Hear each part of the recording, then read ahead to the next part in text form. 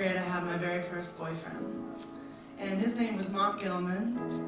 And he took a lot of remedial classes, but he was so sweet. And we were together for like 4 months, and nothing happened. He was in the 8th grade, I was in the 7th grade. I guess I could probably blame that on my mother, who put a strong distrust of men in my heart, so that worked out. But after a while, the 8th grade girls started giving me a lot of shit, and right before the end of the year, we had a big dance, you know, and they came up to me in the hallway in front of all my friends and gave me this button. It said, 2010, the year we made contact. So, I thought, okay, I guess they're talking to me. So Mott and I, that's his name, we went to this school dance, and we were out there kind of like this. Because he's a short little fella. And I leaned down to give him a kiss, and he said, hey, let's go for a walk. So, being a lady, I took his whatever you call it, and I went. And we snuck out the back there and went out past the tennis courts to the faculty parking lot. And he handed me a soda, and he said, here, take a sip. I was like, that's not Dr. Pepper. He said, no, that's Everclear. And I said, I like it. Still do. So, I'm not exactly sure what happened next.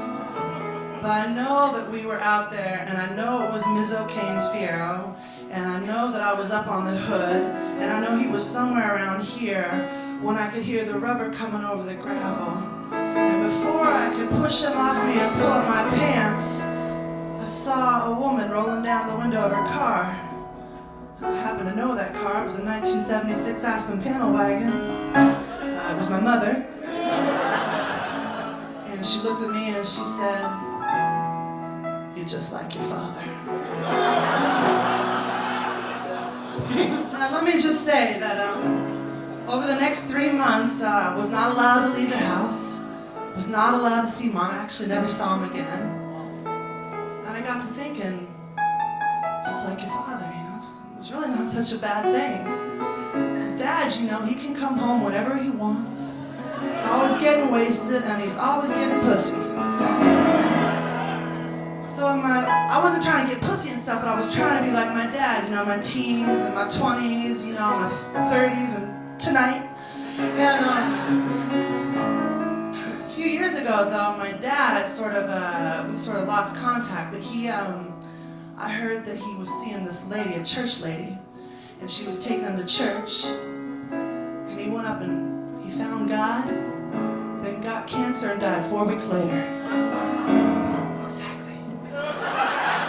So we're at the funeral, and we were all standing around the piano singing, trying to remember if there was a good time that we had when we were little. And my sister, she said, she leans in my ear and she says, I'm praying for you.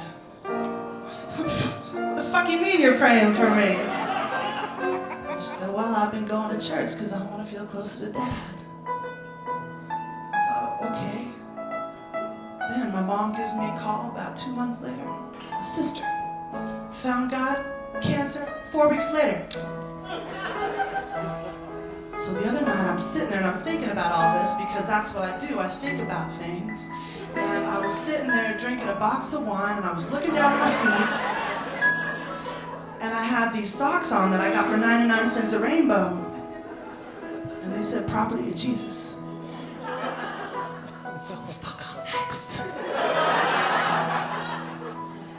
Well, anyway, I don't know what any of that has to do with anything, but I thought if I do in fact die tomorrow, that I would like to sing a song for my dad and for my sister and for Mount Gilman. May they rest in peace.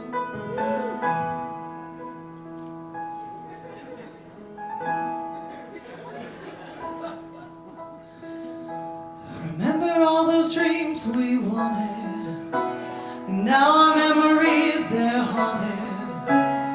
We were always meant to say goodbye. Even with our fists held high, it never would have worked out right.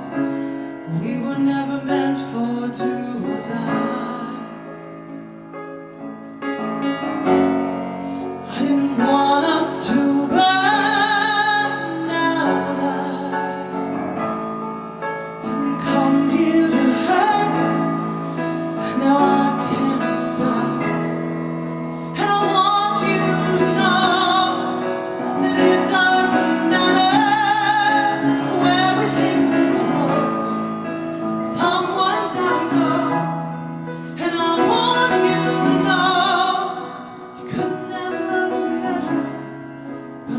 want you to move on, so I'm already gone. Looking at you makes it harder, but I know that you'll find another. It doesn't always make you want